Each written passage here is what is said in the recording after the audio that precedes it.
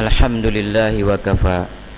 Wassalatu wassalamu ala habibina al-mustafa wa ala alihi wa sahbihi al-muhtada. Ashhadu an la ilaha illallah wahdahu la syarika lah, wa ashhadu anna Muhammadan abduhu wa rasuluh. Allahumma salli wa sallim ala Muhammad wa ala alihi wa sahbihi wa man tabi'ahum bi ihsanin ila yaumiddin, amma ba'du. Ya ayyuhalladzina amanu taqullaha haqqa tuqatih wa la tamutunna illa wa antum muslimun. Qala Allah subhanahu wa ta'ala, a'udzu billahi minasy syaithanir rajim. Bismillahirrahmanirrahim. Qul a'udzu birabbin nas, malikin nas, ilahin nas, min syarril waswasil khannas, alladzi yuwaswisu fi sudurin nas minal jinnati wan nas. Sadaqallahul azim. Muslimin sidang hadirin yang dirahmati Allah sekalian, pertama sekali saya menyeru kepada diri saya sendiri dan juga kepada sidang Jumaat sekalian, supaya marilah sama-sama kita membina rasa takut kita kepada Allah Subhanahu wa taala. Kerana ketakutan kita, takwa kita kepada Allah menjadikan kita hidup bersama dengan masyarakat yang lain dengan penuh aman dan damai. Muslimin sedang hadirin yang dirahmati Allah sekalian, surah An-Nas yang saya baca, seperti yang kita maklum, merupakan satu surah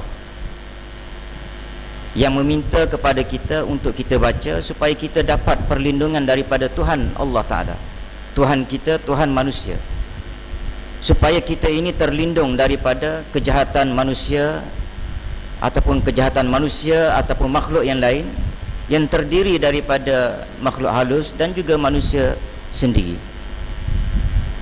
Sidang hadirin yang dirahmati Allah sekalian, kita di Malaysia ini mengamalkan dari sudut fiqahnya ialah mengamalkan mazhab Asy-Syafi'i. Ada kalanya kita tahu tokoh-tokoh hebat ini dan juga pengikut-pengikutnya yang hebat, tetapi kita tidak pernah menghayati dan tidak pernah mengenali pribadi mereka. Maka justru itu pada tengah hari ini saya ingin mengambil kesempatan untuk menceritakan beberapa tokoh yang mendukung pemikiran dan juga fiqh Al-Imam Asy-Syafi'i. Antaranya ialah Imam Nawawi. Semua kita pernah dengar nama Imam Nawawi, tetapi kita tidak pernah mendengar cerita yang cukup baik dan bagus, yang sudah tentu andai kata untuk diceritakan di dalam khutbah Jumaat ini sudah pasti tidak cukup masa. Cukuplah sekadar saya ringkaskan kepada beberapa perkara yang berkaitan dengan Imam Nawawi ini, yang mana terkenal dengan bukunya Matan Arba'in. Tuan-tuan sidang hadirin yang dirahmati Allah sekalian, Imam Nawawi ini nama dia ialah Yahya bin Syaraf bin Hasan bin Husain An-Nawawi Ad-Dimashqi. Dilahirkan pada tahun 631 Hijrah dan meninggal pada tahun 676 Hijrah. Ianya hidup sekitar 45 tahun. Dan beliau menghafaz Al-Quran sebelum balik. Dan seusia umurnya 10 tahun, satu orang syekh yang bernama Yasin bin Yusuf Al-Zarkashi melihat Imam Nawawi ini diajak dan dipaksa oleh rakan-rakannya dalam usia 10 tahun. Diajak dan dipaksa oleh rakan-rakannya supaya bermain guli, bermain badminton, takraw, kalau ada masa itu. Tetapi Imam Nawawi ini menolak dan tidak mahu bermain. Maka Syekh Yasin bin Yusuf Al-Zarkashi ini melihat dan meyakini bahawa budak ini ada harapan cerah untuk menjadi satu orang yang bagus, yang soleh, yang baik, yang menjadi pejuang agama Allah Ta'ala. Ternyata pandangan Syekh Yasin itu ternyata betul. Akhirnya namanya walaupun telah meninggal 676 Hijrah yang lampau, lebih kurang 800 tahun yang lampau, Namanya diingat sampai sekarang. Dan karangan Riyadhus Salihin dipakai dan digunapakai oleh umat Islam sehingga sekarang ini. Tuan-tuan, salah satu daripada cerita yang banyak itu, satu ketika Imam Nawawi ini pernah dipanggil oleh sultan yang bernama Al-Malik Al-Zahir. Beliau dipanggil oleh Al-Malik Al-Zahir, Bebris. Untuk apa? Pada masa itu sultan dengan kelengkapan tenteranya sedang bersiap sedia untuk menghadapi satu peperangan untuk melawan Tatar. Maka pada masa itu sultan merasakan perlu untuk mengutip cukai daripada rakyat jelata, kerana untuk persiapan jihad fi sabilillah. Maka pada masa itu sultan ini memanggil para ulama, mufti dan sebagainya, untuk menanyakan pandangan boleh ke tidak kita mengutip cukai daripada rakyat. Kerana apa? Untuk membiayai peperangan, iaitu jihad fi sabilillah. Semua boleh katakan majoriti ulama berpandangan harus. Apabila demikian, maka sultan merasakan puas hati pada dasarnya. Tetapi sultan teringat kepada satu orang hamba Allah Ta'ala, iaitulah bernama Imam Nawawi. Dia kata, aku tidak akan puas hati terhadap fatwa harus ini, sehinggalah aku mendengar sendiri daripada mulut Imam An-Nawawi menyatakan harus. Artinya Imam Nawawi merupakan ulama yang besar pada masa itu. Ada riwayat yang menyatakan sultan menghantar surat, ada yang menyatakan sultan panggil ke istana. Maka dipanggilnya ke istana, dan pada masa itu mufti-mufti yang lain, ulama yang lain turut hadir bersama di dalam perjumpaan tersebut. Sultan panggil dan Imam Nawawi masuk dalam istana. Lalu sultan, mengikut riwayatnya, sultan menyerahkan satu surat untuk dia tanda tangani supaya mengharuskan untuk mengutip cukai daripada rakyat jelata untuk tujuan yang baik, untuk keselamatan negara, iaitu untuk melakukan peperangan bersama, berdepan dengan tentera Tatar. Maka diberikan surat itu kepada Imam Nawawi. Maka apabila Imam Nawawi membaca, dia kata, tidak mungkin tuanku, saya tidak boleh menurunkan tanda tangan ke atas surat ini untuk mengharuskan kutipan cukai ke atas rakyat jelata, meskipun tujuannya baik. Jihad fi sabilillah adalah satu kerja yang agung di dalam Islam untuk mempertahankan Islam. Tidak boleh. Maka di kala itu, apabila ditolak, ulama-ulama lain yang ada dalam istana semuanya mengangkat jubah. Kerana apa? Kerana bimbang terkena percikan darah, bimbang kalau sultan pancung kepala Imam An-Nawawi. Tetapi tidak berlaku demikian. Malah sultan bertanya, kenapa kamu tidak berani untuk menurunkan tanda tangan bagi mengutip cukai? Maka Imam Nawawi menjawab, saya mendengar berita tuanku, bahwasanya tuanku memiliki 1,000 hamba. Hamba itu pula memiliki tali pinggang emas, dan 200 hamba saya yang daripada kalangan perempuan yang memiliki satu bekas perhiasan setiap orang. Dan tuanku sendiri hidup mewah. Seandainya semua tali pinggang emas yang ada pada hamba-hamba lelaki tersebut dijual, termasuk kantung emas yang ada pada hamba perempuan juga dijual, dan kemewahan tuanku juga dijual, dan lain-lain lagi yang ada dijual, masih lagi tidak cukup untuk menampung peperangan melawan tentera Tatar ini, maka saya akan turunkan tanda tangan ini. Maka begitulah tuan-tuan, akhirnya lain-lain pegawai istana menyatakan, tuanku pancung saja kepalanya. Akhirnya tuanku menyatakan, tidak, aku rasa malu dengan Imam An-Nawawi yang memiliki ketegasan dengan ilmunya yang ada. Begitulah tuan-tuan keadaan antara pemerintah zaman dahulu dengan zaman dahulu yang berlaku di antara pemimpinnya dengan para ulama, mengambil kira pandangan ulama untuk kepentingan rakyat. Tuan-tuan, dalam hal ini juga elok juga kita ambil cerita yang berlaku di zaman Sayyidina Umar Ibn Khattab pada tahun 17 Hijrah hingga 18 Hijrah, di mana antara tahun 2 tahun itu ada 9 bulan berlaku kemarau dan hidup rakyat berada dalam keadaan susah dan lapar.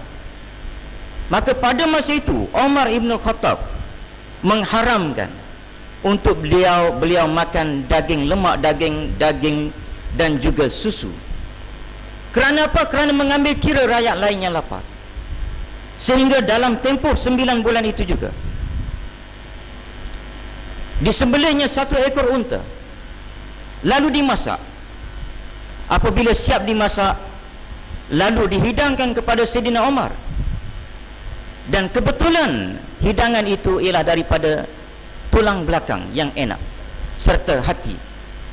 Maka apabila dihidangkan kepada Sayyidina Umar Khattab, maka Umar tanya, ini daging apa ni? Maka yang menghidangkan jawab, ini daging daripada unta yang kita baru sembelih. Dia kata, bukan jenis Umar, makan satu benda yang lazat, bahagian yang bagus, yang berdaging, lembut. Tiba-tiba rakyat di sana makan sisa-sisa daripada daging unta yang disembelih. Maka beliau mengarahkan, bagi kepada fakir miskin. Tuan-tuan, beginilah kehidupan para ulama yang ada zaman dahulu kala. Bahkan zaman mutaakhir ini pun, kalau kita nak menyebut tentang perjuangan para ulama di dalam menyelami perasaan susahnya rakyat, kita juga boleh melihat kepada Tok Janggut. Dalam sejarah di sekolah-sekolah diajar siapa itu Tok Janggut, tetapi mungkin gambaran Tok Janggut yang diajar di sekolah tidak tepat. Mungkin tidak tepat. Sebagaimana tidak tepatnya sejarah memaparkan Kemal Atatürk di Turki yang dikatakan pembawa kemodenan Turki. Tapi nama Tok Janggut ada di dalam sejarah. Tok Janggut ni tuan-tuan diperjuangkan hak rakyat. Pada tahun 1 Januari 1915, Tok Janggut bersama dengan rakyat menentang hasrat penjajah pada masa itu, British, untuk menaikkan cukai. Kerana pada 1 Januari dinaikkan cukai, di mana cukai antaranya dinaikkan sebelum daripada ini, tanah-tanah yang tidak diusahakan tidak dikenakan apa-apa cukai.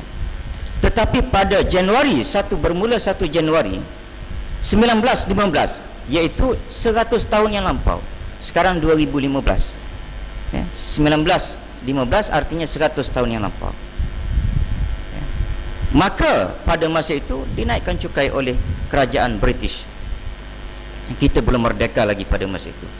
Antara yang dinaikkan ialah 1 ekar tanah dinaikkan cukai daripada 40 sen kepada RM1.20. Untuk adik-adik, janganlah ditertawakan dengan angka ini. Mungkin adik-adik tidak pernah merasai suatu suasana di mana 20 sen itu boleh makan sampai ke malam. Sekarang RM2 belum tentu cukup untuk makan sampai ke malam.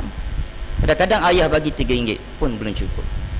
Kita zaman dulu 20 sen sudah cukup kenyang. Ini tahun 1915. Kemudian untuk kelapa, satu pokok kelapa yang berbuah, maka dikenakan cukai 3 sen. Dan pokok pinang yang berbuah satu pokok dikenakan 1 sen, manakala sirih 1 junjung dikenakan sebanyak 5 sen. Maka akhirnya tuan-tuan, Tok Janggut ini, satu orang ulama yang masyhur pada masa itu, berada di Pasir Putih, mengadakan penentangan terhadap British kerana kenaikan cukai ini, perjuangkan hak rakyat. Maka akhir daripada natijah daripada perjuangan itu, pada 1 April diaudit laporan menyatakan kutipan di sekitar itu daripada RM3,000 turun kepada 89 ringgit 30 sen 1 April. Ada kalanya 1 April naik cukai, tapi untuk zaman Tok Janggut turun ya, kerana penentangan itu. Maka akhir sekali tuan-tuan, disebabkan perjuangan Tok Janggut inilah, maka akhirnya ringkas cerita, Tok Janggut telah pun ditangkap oleh British lalu dihukum bunuh, dan ianya digantung terbalik di Kota Baru, kaki di atas dan juga mukanya ke bawah, dan pengikut-pengikutnya yang lain juga ditangkap. Jadi inilah tuan-tuan, saya ceritakan bahawa beberapa ulama dan juga tokoh-tokoh Islam yang kita lihat hidup bersama dengan rakyat dan susah bersama dengan rakyat pada zaman dahulu. Dan apabila mereka merasai penderitaan, kesusahan rakyat, maka tidak adalah tekanan untuk rakyat jelata. Aku qauli hadza wa astaghfirullahal azim li wa lakum wa lisairil muslimina wal muslimat wa huwal ghafurur rahim. Allahumma inna nas'aluka bi hurmati hadzal yawmil mubarak an tahshif 'anna kurbatana wa an taghfir lana dhunubana wa an tarzuqna min haitsu la nahtasib. Walhamdulillahi Rabbil Alamin.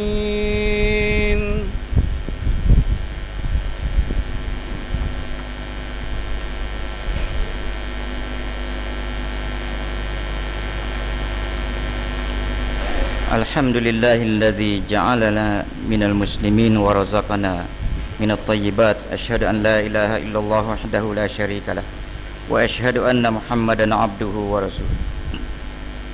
Allahumma salli wa sallim wa barik ala sayyidina Muhammad wa ala alihi wa sahbihi wa man tabi'ahum bi ihsanin ila yaumiddin, amma ba'd. Fa ya ibadallah ittaqullah faqad fazal muttaqun. Sidang jemaah yang dirahmati Allah sekalian, sekali lagi saya berpesan kepada diri saya sendiri dan juga tuan-tuan supaya bertakwa kepada Allah Subhanahu wa taala dengan sebenar-benar takwa. Dan untuk menambahkan ketakwaan kita kepada Allah Subhanahu wa taala ini, majlis-majlis ilmu di mana jua yang diadakan hendaklah kita hadiri, supaya kita mengetahui bahawa Islam ini bila disebut majlis ilmu, satu majlis untuk mengajar manusia. Ajar manusia, Islam ini dia ajar manusia supaya jadi baik. Bila sebut jadi baik, manusia tidak akan jadi baik kecuali manusia itu rasa takut ke Tuhan. Maka dengan sebab itu majlis-majlis ilmu hendaklah dihadiri yang diadakan di suar-suar dan di masjid. Dan insya-Allah juga pada 6 hari bulan 4 tahun 2015 hari Isnin ini, satu kuliah maghrib perdana oleh Tuan Guru Datuk Seri Abdul Hadi Awang, Naib Presiden Kesatuan Ulama Sedunia, akan diadakan di perkarangan Masjid Kampung Nahda. Jadi tuan-tuan dijemput hadir kalau ada kelapangan. Dan seperti yang disebutkan juga, esok malam, itu hari besok maghrib, kita akan adakan sembahyang sunat gerhana berserta dengan khutbahnya, dan lain-lain seperti yang telah pun diumumkan sebentar tadi. Innallaha malaikatahu yusalluna 'alan nabi ya ayyuhalladzina amanu sallu 'alaihi wa sallimu taslima. Allahumma salli wa sallim ala sayyidil mursalin wardallahumma an ashabihi wa qarabatihi wa azwajihi wa dhurriyyatihi ajmain. Allahumma ighfir lil muslimina wal muslimat wal mu'minina wal mu'minat al ahya minhum wal amwat innaka sami'un qaribun mujibud da'awat wa ya qadiyal hajat. Allahumma inna nas'aluka wa natawassalu ilaika bi nabiyyikal amin wa nas'aluka bi asma'ikal husna wa sifatikal uzma an tahfaza bi aini inayatikar rabbaniyah wa bi hifzi wiqayatikat samadaniyah jalalata malikinal muazzam Sultan Selangor Sultan Syarifuddin Idris Shah Al-Hajj ibni almarhum Sultan Salahuddin Abdul Aziz Shah Al-Hajj. Allahumma adimil auna wal hidayah wat taufiq was sihah was salamata mink liwaliyi ahdi Selangor Tunku Amir Shah ibni Sultan Syarafuddin Idris Shah Al-Hajj fi amnin wa salahin wa afiyatin bimannika ya wa karamika ya zal jalali wal ikram. Allahumma atil umrahuma muslihainin lil muwazzafin war ra'iyyati wal bilad wa balligh maqasidahuma li tariqil huda war rasyad. Rabbana atina fid dunya hasanah wa fil akhirati hasanatan wa qina adzabannar. Rabbana hab lana min azwajina wa dhurriyyatina qurrata a'yun waj'alna lil muttaqina imama.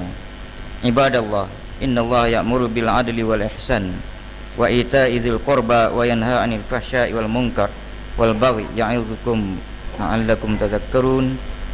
Aqimus salat.